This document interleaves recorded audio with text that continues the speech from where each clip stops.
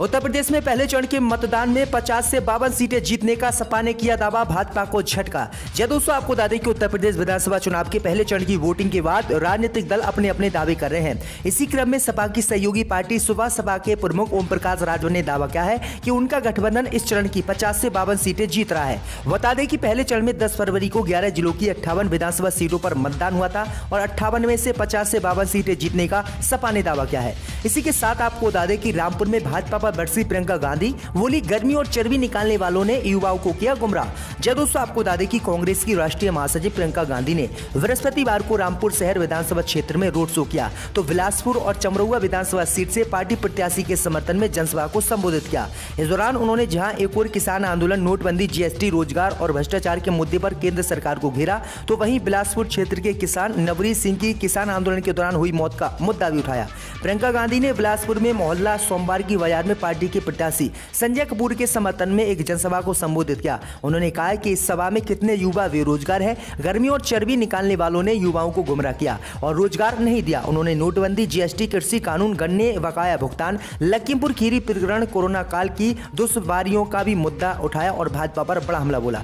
इसी के साथ आपको बता दें कि अखिलेश यादव ने भाजपा पर बोला हमला, कहा किसानों के गुनहगारों को घूमने की इजाजत देने वालों की विदाई तय। दोस्तों आपको बता दें कि उत्तर प्रदेश में भारतीय जनता पार्टी सरकार को झूठी और अन्याय सरकारी करार देते हुए समाजवादी पार्टी अध्यक्ष अखिलेश यादव ने कहा कि किसानों को कुचलने वालों को खुलेआम घूमने की इजाजत देने वाली पार्टी की विदाई 10 मार्च को हो जाएगी।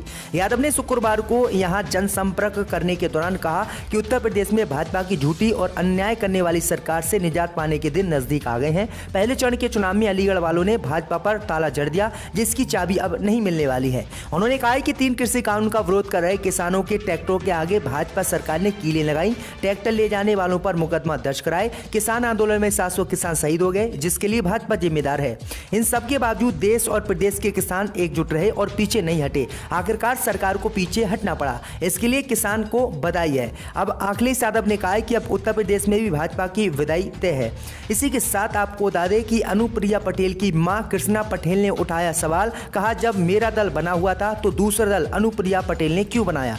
दोस्तों आपको बता दें कि यूपी के प्रतापगढ़ जिले की सदर विधानसभा क्षेत्र से समाजवादी पार्टी गठबंधन से अपना दल अध्यक्ष कृष्णा पटेल को टिकट दिए जाने के बाद मां के सम्मान में केंद्रीय मंत्री एवं अपना दल एस अध्यक्ष अनुप्रिया पटेल ने अपने प्रत्याशी निवर्तमान विधायक राजकुमार पाल को टिकट न देने के बावजूद रिश्ते में कड़वाहट कम नहीं हुई है। चुनाव प्रचार में प्रतापगढ़ पहुंची कृष्णा पटेल ने शुक्रवार को कहा कि अनुप्रिया पटेल ने उनके सम्मान में नहीं बल्कि हार के डर से ये सीट छोड़ दी है। उन्होंने भारतीय जनता पार्टी से प्रत्याशी उतारकर मेरे रास्ते में कांटा बोया और उन्होंने कहा है कि अब अनुप्रिया पटेल को सोचना चाहिए कि जब मां कृष्णा पटेल का दल बना हुआ है तो आखिरकार उन्होंने मुझसे दूर जाकर दूसरा दल क्यों बनाया। इसी के साथ आपको बताइए दोस्तों कि केशव प्रसाद मौर्य का तंज, कहा जनता समाजवादी पार्टी का नाम बदलकर समाप्तवादी पार्टी रख देगी। दोस्तों आपको बता दें कि यूपी के डिप्टी सीएम केशव प्रसाद मौर्य ने समाजवादी पार्टी पर जोरदार निशाना साधा। केशव मौर्य ने कहा कि 2022 के चुनाव में जनता समाजवादी पार्टी का नाम बदलकर समाप्तवादी पार्टी रख देगी। उन्होंने कहा कि हम गुंडों और माफियाओं को रोकते भी टोकते भी, फिर भी ना माने तो ठोकते भी, जबकि सपा सरकार के कार्यकाल में गुंडों, माफिया और अपराधियों को रोकने और टोकने वाला कोई नहीं था। इसी के साथ आपको बता दें कि उन्नाव में दलित लड़की की हत्या पर घिरी सपा तो अखिलेश यादव ने झाड़ा पल्ला। दोस्तों आपको बता दें कि समाजवादी पार्टी के शासन में मंत्री रहे फतेह बहादुर सिंह के बेटे रजौत सिंह पर उन्नाव में दलित लड़की की हत्या करने के लगे आरोप और खेत से लाश मिलने के बाद सियासत तेज हो गई है। भारतीय जनता पार्टी और बहुजन समाज पार्टी की ओर से घेरे जाने के बाद अब सपा अध्यक्ष अखिलेश यादव ने पल्ला झाड़ते हुए कहा है कि मंत्री के बेटे का सपा से कोई लेना देना नहीं है। उन्होंने कहा है कि फतेह बहादुर सिंह की 4 साल पहले मौत हो चुकी है और उनका बेटा सपा का सदस्य नहीं है। अखिलेश यादव ने एक टीवी चैनल से बातचीत में कहा कि जिस पर आरोप है उससे समाजवादी पार्टी का कोई नाता नहीं है। पुलिस प्रशासन कड़ी से कड़ी कार्रवाई करे। जो समाजवादी पार्टी में थे वह 4 साल पहले मर चुके हैं। उनके बेटे पर आरोप है वह पार्टी के संगठन में किसी पद पर या सदस्य नहीं है। तो ये बड़ी अपडेट आ रही है। इसी के साथ आपको बता दें कि पूर्वांचल में उत्तर प्रदेश के पूर्वांचल में अब डेरा डालेंगे अमित शाह समेत बीजेपी के कई दिग्गज नेता। जो है पश्चिमी उत्तर प्रदेश में हार के बाद लिया है भाजपा ने फैसला। दोस्तों आपको बता दें कि पश्चिमी उत्तर प्रदेश के पहले चरण में भाजपा को पश्चिमी उत्तर प्रदेश की जनता ने धूल चटा दी और बुरी तरह से भाजपा पश्चिमी उत्तर प्रदेश में हारी। वहीं आपको बता दें कि पहले चरण में जबरदस्त सपा आरएलडी के समर्थन में वोटिंग को देखते हुए भाजपा बुरी तरह से डर गई और भाजपा ने अब पूर्वांचल में जीत को लेकर पूर्वांचल में डेरा डालने का ऐलान किया है। दरअसल आपको बता दें कि पूर्वांचल में अब अमित शाह सहित बीजेपी के कई बड़े दिग्गज नेता डेरा डालेंगे और जीत के लिए भाजपा ने जबरदस्त प्लानिंग की है। तो ये बड़ी अपडेट आ रही है। इसी के साथ आपको बता दें दोस्तों कि बदायूं में बोले अखिलेश यादव, गर्मी निकालने वाले पहले ही चरण के चुनाव में पड़ गए ठंडे। दोस्तों आपको बता दें कि उत्तर प्रदेश के पूर्व मुख्यमंत्री अखिलेश यादव आज बदायूं दौरे पर पहुंचे। इस दौरान उन्होंने जनसभा को संबोधित करते हुए योगी सरकार पर जमकर निशाना साधा। अखिलेश यादव ने कहा कि आपने भाजपा के एक नेता के भाषण को सुना होगा जो कह रहे हैं कि गर्मी निकाल देंगे। जैसे ही पहले चरण का चुनाव हुआ उनके कार्यकर्ता और नेता ठंडे पड़ गए। पंचायत चुनाव के दौरान आपने देखा होगा कि बीजेपी ने लोकतंत्र को लूट लिया, बेटियों का चीरहरण तक कर लिया, इसलिए इनको जवाब देने का समय आ गया है। उन्होंने बसपा प्रमुख को आड़े हाथ लेते हुए कहा कि कुछ पार्टियां बाबा साहब भीमराव अंबेडकर जी के रास्ते से भटक गए, इसलिए बहुत सारे नेता सपा में आ गए। उन्होंने अपने चुनावी वादे को दोहराते हुए फिर से कहा कि हमारी सरकार बनते ही आईटी के क्षेत्र में 22 लाख रोजगार दिए जाएंगे और ये समाजवादी पार्टी ऐलान करती है। इसी के साथ आपको बता दें दोस्तों कि अब यूपी विधानसभा चुनाव में चंदौसी में सीएम योगी आदित्यनाथ की सुरक्षा में चूक, मंच के पास पहुंची 2 लड़कियां। दोस्तों आपको बता दें कि उत्तर प्रदेश के मुख्यमंत्री योगी आदित्यनाथ की जनसभा में कड़े सुरक्षा इंतजाम के बावजूद 2 युवतियां सुरक्षा घेरा लांघकर डी के अंदर घुसकर मंच के पास तक पहुंच गईं।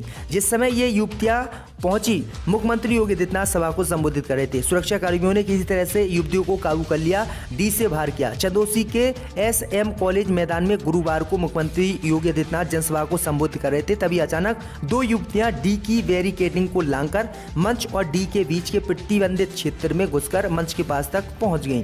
इसी के साथ आपको बता दें कि मेरठ में बीजेपी विधायक संगीत सोम पर एफआईआर, पीठासीन अधिकारी को थप्पड़ मारने का आरोप। दोस्तों आपको बता दें कि उत्तर प्रदेश के मेरठ में गुरुवार को पहले चरण के मतदान के बीच सरतना में बीजेपी विधायक संगीत सोम ने पीठासीन अधिकारी को थप्पड़ जड़ दिया। इस मामले में पुलिस ने मुकदमा दर्ज कर लिया है। आरोप है कि बीजेपी प्रत्याशी संगीत सोम ने पीठासीन अधिकारी को धमकाया भी।